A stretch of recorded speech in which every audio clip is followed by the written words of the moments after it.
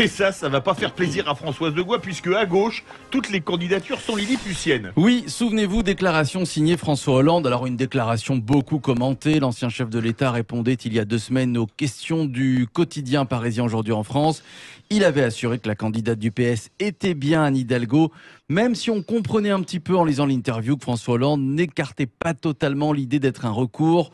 François qui se verrait, selon certains journalistes, bien en Super François, le sauveur de la gauche. Un cavalier qui surgit hors de la nuit, court vers l'aventure au galop. Allez, François, il le signe à la pointe de l'épée, alors d'un F qui veut dire, qui veut rien dire de tout, qui veut dire François, parce que François Hollande ne va rien sauver du tout, il compte même pas se présenter, sauf qu'un sondage secret l'a récemment testé à 2%.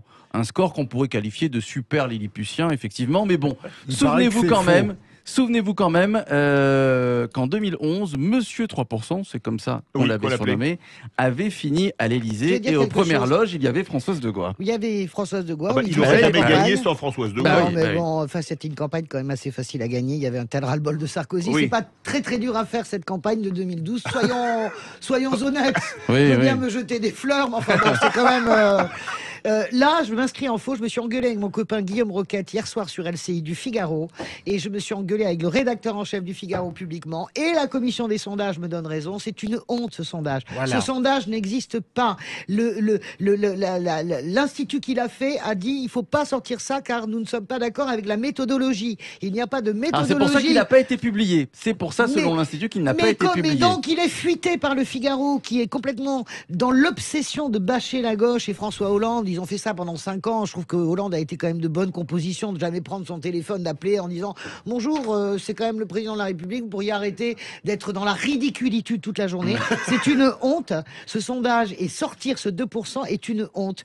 Puisque même l'Institut dit qu'il n'a aucune valeur. Philippe Bilger est d'accord, je crois. Mais j'allais le dire, je l'ai dit tout à l'heure à Philippe, j'ai lu en effet dans Le Monde ce que vient de dire Françoise. Ouais. Mais je suis frappé, Philippe, de constater que pour les anciens présidents, à gauche comme à droite, c'est fou le nombre de nains et de lilliputiens qui leur succèdent. Jean Lassalle, les 2 petits pourcents, bon, on en rigole, on s'en moque. Eh bien non, moi pas du tout. Parce que je trouve que ça dénature totalement la campagne, ça dénature le résultat à la fin.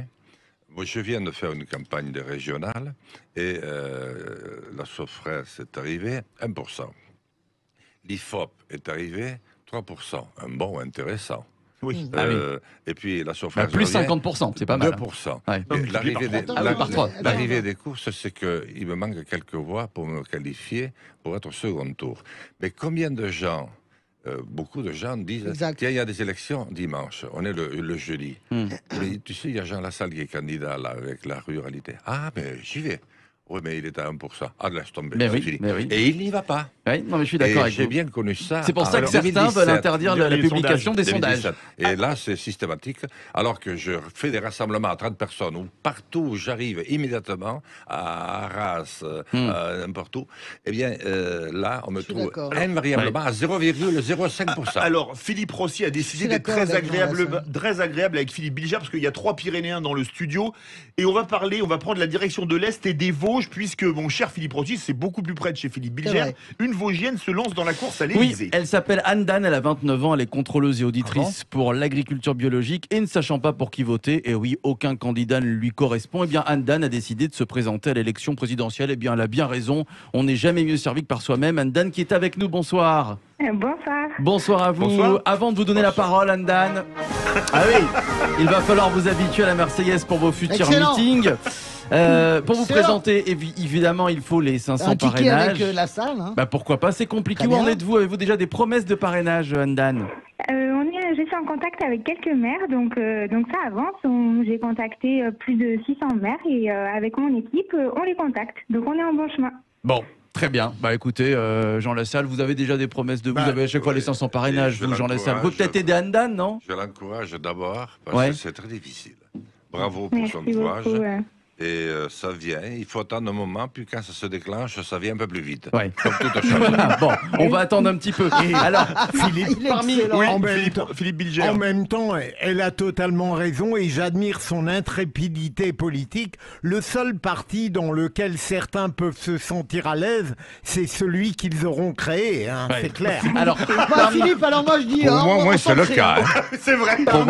Parmi vos propositions, mettre fin à l'immigration illégale, un revenu universel de 700 € par mois, la semaine à 32 heures travaillées, voilà des propositions, des solutions de droite et de gauche. Vous avez même constitué une équipe d'une vingtaine de personnes et la question qu'on se pose c'est est-ce que vous avez les fonds nécessaires? Parce qu'une campagne ça coûte de l'argent.